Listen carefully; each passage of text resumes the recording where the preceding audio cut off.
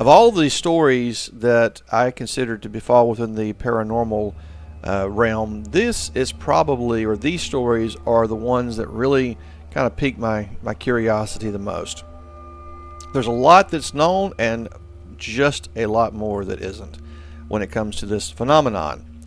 And I wish that we had some better and clearer cut answers as to what this is. At least with ghost stories, those things have been around for as long as people have been having campfires and talking around them, right?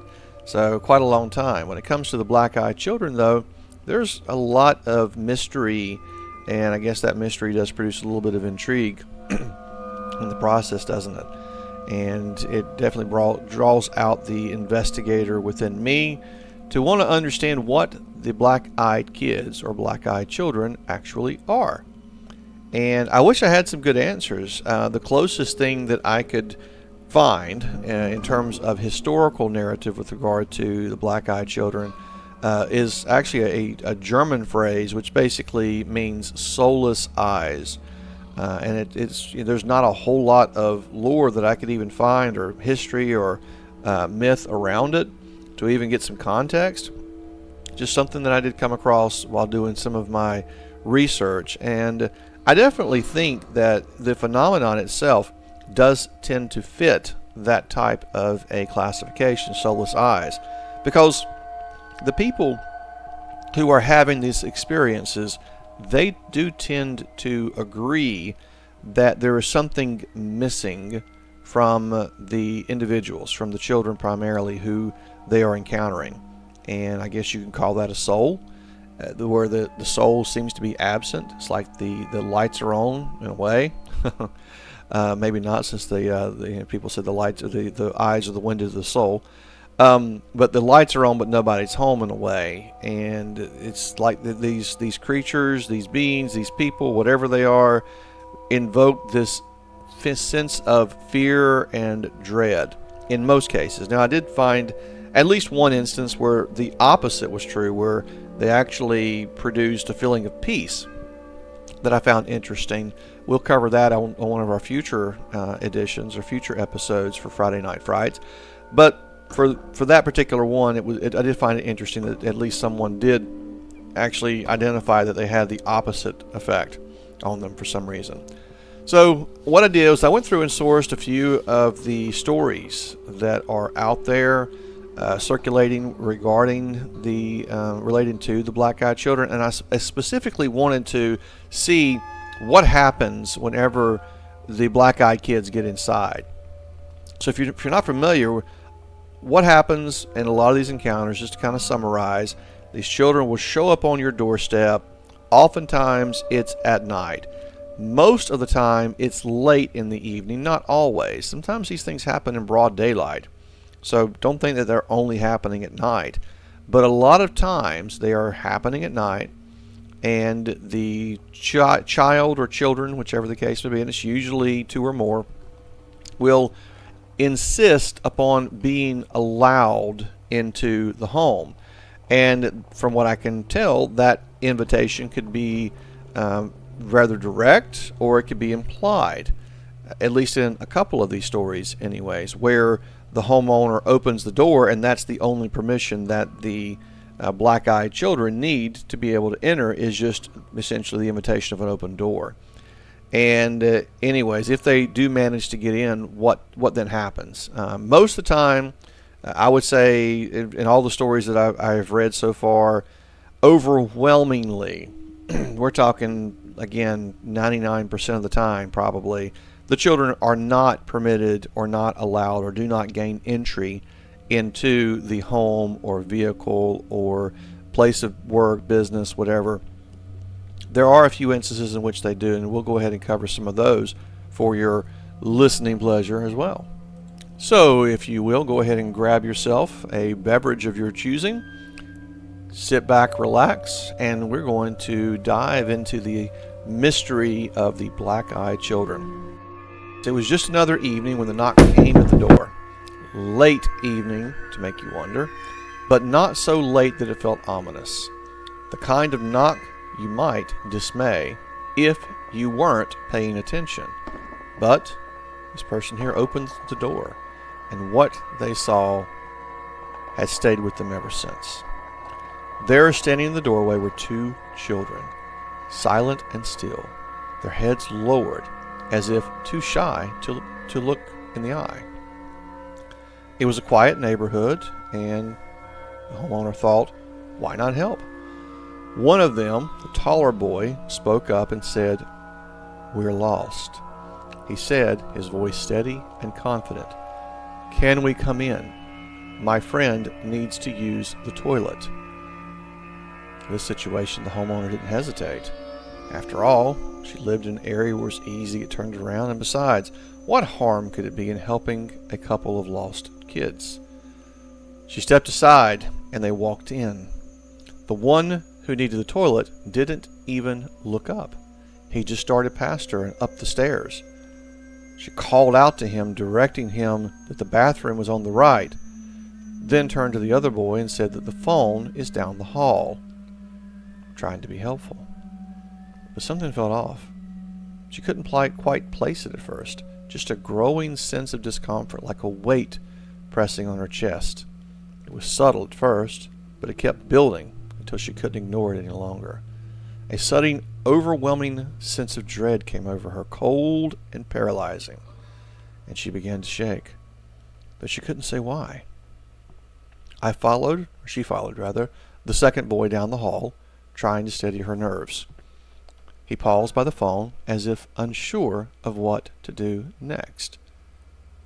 "Is everything okay?" she asked. That's when he turned to face her, and she saw his eyes. She couldn't describe the feeling. They weren't eyes, at least not like any she'd ever seen before, just black, deep, endless black. She froze, unable to scream, unable to move. The panic hit like a punch to the gut. She tried to turn away, and as she did, she saw the first child standing at the end of the hall. The room began to spin around her, and dizziness took hold.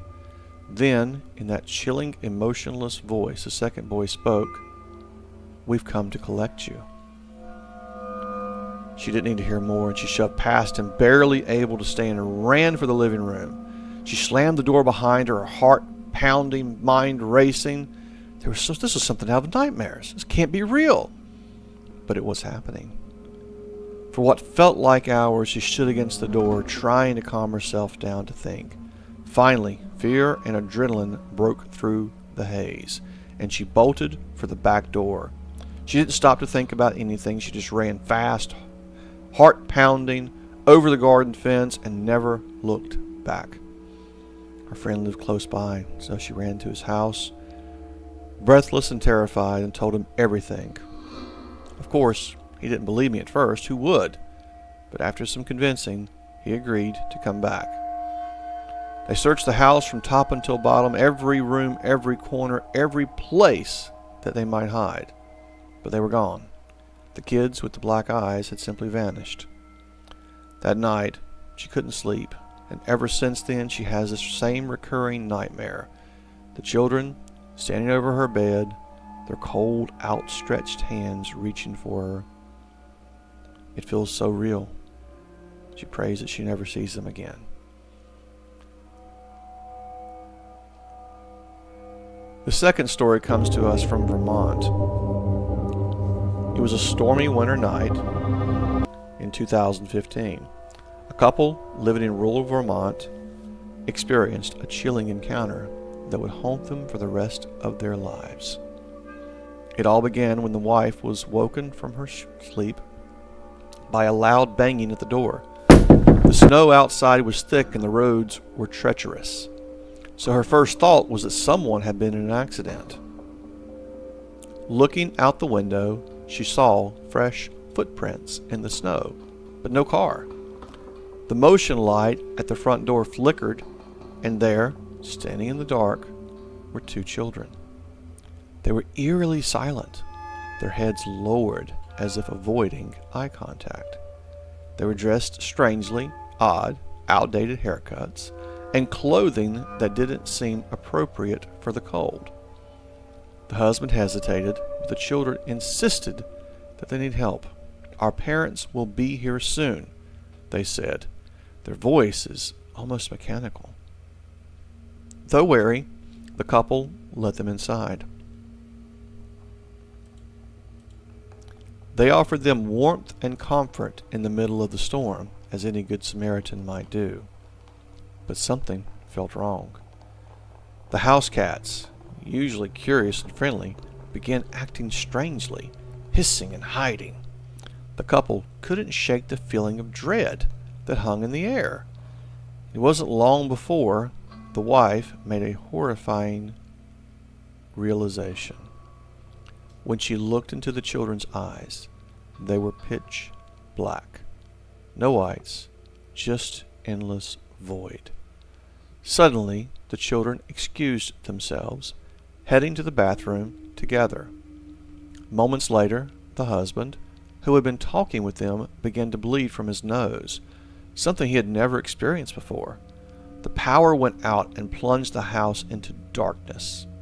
And when the wife went to check on the children, they simply stood in the hallway, unfazed by the dark. Their silence and stillness was unsettling. Then, in the quiet, the boy simply said, "Our parents are here," and the two walked out the door, leaving it wide open. When the couple rushed to close it, they saw two tall men in black suits standing by a black car in the driveway. The men didn't speak or wave. They only stared before driving off, leaving the couple with an uneasy feeling that they couldn't shake. The strange events didn't end there. Over the following months, the couple's lives began to unravel.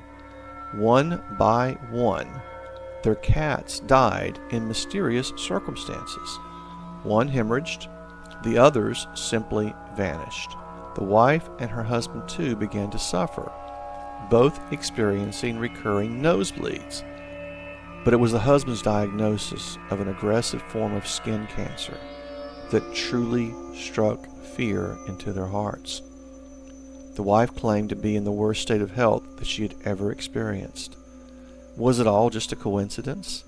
Or had the black-eyed children brought some dark, lingering curse with them?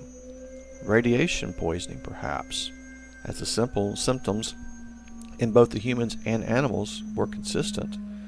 But if that were true, why weren't the so-called parents affected? The couple never found answers. But they were left with a chilling reminder that sometimes the consequences of letting these strange children into your home can be far worse than anyone can imagine. It's not just homes that these children will oftentimes frequent.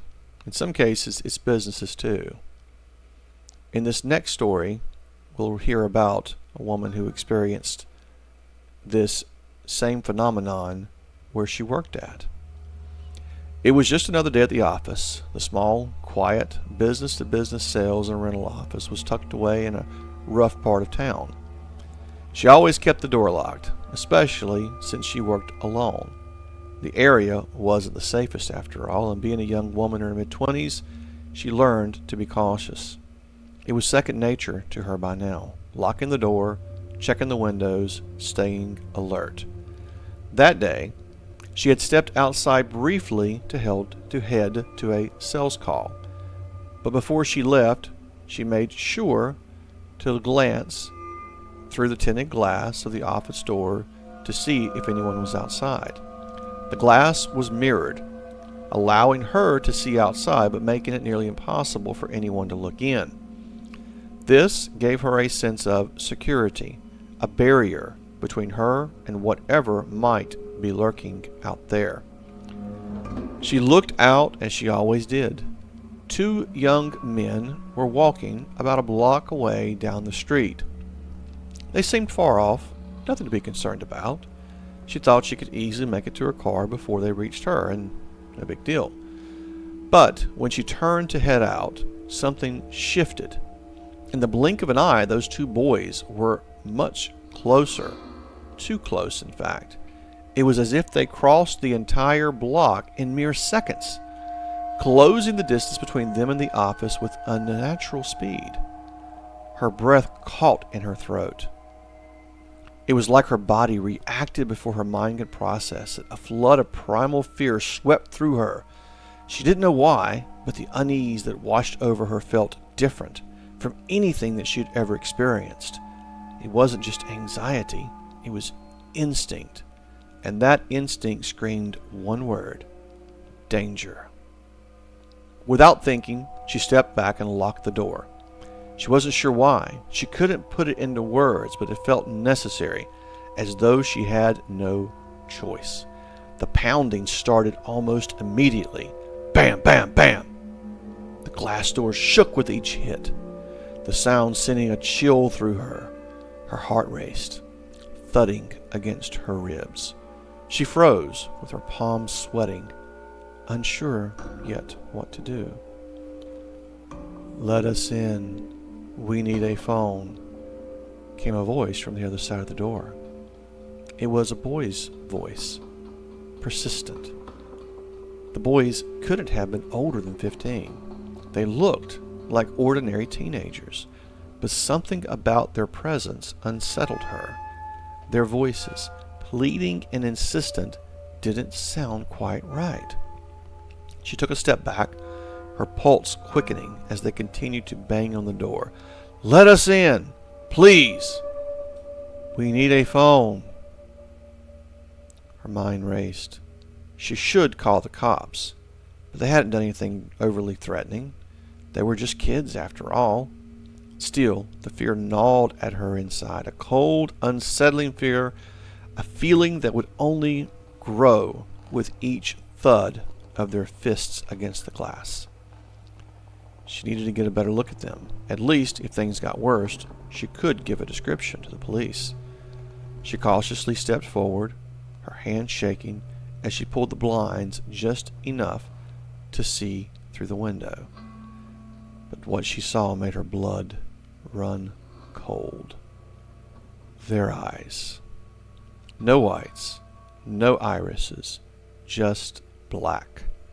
A solid, endless black. The darkness in their eyes seemed to pull everything else into it, like staring into a void, a suffocating, infinite darkness that swallowed everything in its path. It was the last thing she expected to see, and the most terrifying. The air in the room seemed to thicken, and the cold dread that had already settled in her chest exploded into full-blown terror. She couldn't tear her eyes away from them, even though every instinct screamed at her to run, to get as far away from that door as possible. But in that moment, something inside of her clicked.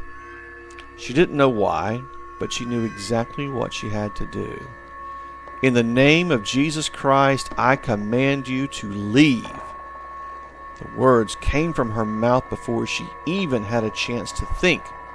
It was instinct, like a desperate prayer, and as soon as the words left her lips, the change was instantaneous. One moment, the boys were there, pounding at the door, pleading for her to let them in, and in the next, nothing. They were gone, completely gone. No sound, no trace of them. It was as though they had never been there at all. She stood there, frozen, staring at the door. Her heart raced, her mind spinning, unable to comprehend what had just happened. She hadn't seen them leave. They hadn't walked or even run away. They simply vanished. Her hands trembled as she backed away from the door, unsure whether to trust her own senses. Had she imagined it? Had it been some kind of weird trick of the light? But she knew. She knew what she had seen. In the days that followed, she searched online, looking for any kind of explanation. And that's when she discovered the stories, the accounts from others who had encountered the same thing, black-eyed children. She read about their strange, unsettling presence, about how they always appeared in pairs, always asking to come inside, how their eyes were black, and how something awful seemed to happen to anyone who let them in. She had never heard of them before her own encounter, but as she read, the fear and confusion that she had felt in that moment returned in full force. The dread, the terror, it all came flooding back, and she knew deep down that she had narrowly escaped something that defied explanation. The experience would stay with her forever. It wasn't anything that she could ever shake off. The feeling of those eyes staring at her, the way they disappeared into thin air, she would never, could never forget it. And she knew one thing for sure. No matter what happened, she would never again open the door to a stranger, no matter how innocent they seemed or how desperate their plea. Because sometimes, when you answer the door, the thing on the other side isn't what it appears. A young couple experienced something that would haunt them for the rest of their lives. They had been spending a relaxing day together, enjoying each other's companies as most couples do. As the afternoon turned into evening, the day took its natural course, and they both decided to take a nap. The young woman woke abruptly to the sound of her boyfriend's panicked voice. Her heart skipped a beat as she jumped out of bed, startled by his distress. She rushed to his side, and he grabbed her arm and pulled her toward the door. When she looked outside, she saw them. 2 children, no older than 10 or 11, standing on the edge of the porch. They were pale, with dirty blonde hair, their faces hidden beneath strands of unkempt locks. The boy's hair was long enough to cover his eyes, while the girl's was shoulder length, with bangs that framed her face.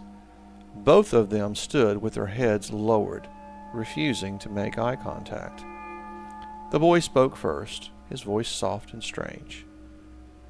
"We are lost. May we please come in?" The young woman felt a strange tug in her chest. There was something about their voices, something sad and pleading, so sad that she felt an overwhelming need to help them. Despite her instincts telling her to be cautious, she opened the door and invited them in. As soon as they stepped across the threshold, a wave of unease washed over her. She couldn't shake the feeling that something was wrong. It wasn't just her typical wariness, it was a deep, primal dread that gripped her gut. And then she saw their eyes. When the boy finally looked up, she froze. His eyes were completely black, not dark brown or shadowed, but pitch black. No whites, no irises, just endless darkness. She felt a shiver run down her spine, like something ancient and malevolent was staring into her soul. It wasn't just a glance. It felt like he was pulling something from her, something vital, something she couldn't get back. Her heart pounded in her chest, and for a moment she couldn't breathe. Her boyfriend must have noticed the same thing, because he grabbed her, pulling her away from the children without a word. They didn't say anything, but the fear between them was palpable. Something was very wrong. Before they could even process the situation, the children bolted upstairs. The house was empty except for the couple. Her parents weren't even home.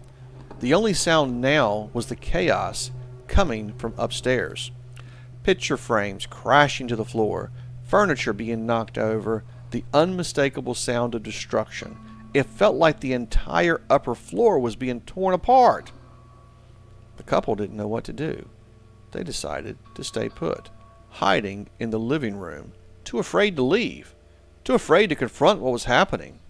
The night dragged on, the sounds of mayhem upstairs continuing, until it felt like they had been stuck in the house for hours, unable to escape the oppressive feeling that hung in the air. By morning, the house had fallen silent. The children were gone. No trace of them even remained. No signs of them anywhere. They searched the house, checked outside, but there was nothing. It was as though the children had never even been there at all. The young woman and her boyfriend never got any answers. They never found out where the children went or who they were. but they knew one thing for sure. Never again would they open the door to strange children. The experience left them shaken with a sense of unease that followed them long after the children had disappeared. They didn't understand what had happened that night, but they now know that some doors should never be opened, and some visitors, no matter how innocent they may seem, should never be let inside. All over the country and all around the world, there are stories. Stories of strange children appearing out of nowhere, their eyes as black as coal, trapping their would-be victims into an experience full of fear and dread. But who are they? What are they? And why do they seem to appear when least expected, in the darkest corners of our world? Some say they are a supernatural phenomenon, creatures from the dark, ancient spirits who can only manifest in the guise of innocent children. Others believe they are interdimensional beings, slipping through cracks in our reality, searching for souls or energy that they can siphon off. But there are those who suggest a more chilling theory, that these black-eyed entities are not spirits at all, but something far more sinister, a breed of alien, or even a government experiment gone horribly wrong, designed to invade our world one victim at a time. Could they be something more than we've been told? Something that knows our deepest fears, that feeds on our confusion and our terror? Or perhaps they are a warning, a sign that something darker is at play, a force too powerful for us to understand. Could these children be sent to test our limits, to see how far we'll go to protect our homes, our lives, even our very souls? One thing is for certain. They are out there, waiting. And as long as the stories persist, each one as chilling as the last, we can only ask ourselves, are the black-eyed children a terrifying reality, or just another ghost story passed down through generations? The truth may never be fully known. My best advice, keep your doors locked and your eyes wide open. And be careful what you open your door to. Once that door's opened, it can sometimes be a lot harder to close. You've been listening to The Mad Hatter Show. Hope you've enjoyed this episode where we dove into the story of the black-eyed children yet once again. And this is just a follow-up to what we did last week. Thought this was a little entertaining. Stories are allegedly true. At least that's what the people who have experienced them claim. I've tried to obfuscate as many of the underlying details to identify the identities of any of the individuals as best as possible, while keeping the facts present in each of these narrations. If you've enjoyed this episode, I would like to invite you to like, share, and subscribe to our channel. We cover a variety of topics here on The Mad Hatter Show. Everything from politics and social events to current affairs and current events, and even delving into the strange and unusual. Typically with our Friday Night Frights episodes. Just something that we're currently working on and ideally planning to expand in the days, weeks, and months ahead. So if you've enjoyed this, please give us a like. We really would appreciate it. And leave us a comment. We would love to interact with you, engage with you in dialogue, if at all possible. Maybe you have had an experience, an encounter with the black-eyed children, in which case you can reach out to us. Our email is posted on our community and our Abouts page. And you can reach out to our show and let us know your story, and we'll be glad to get the details and include it on one of our future narrations. And you too can become part of the Mad Hatter Show.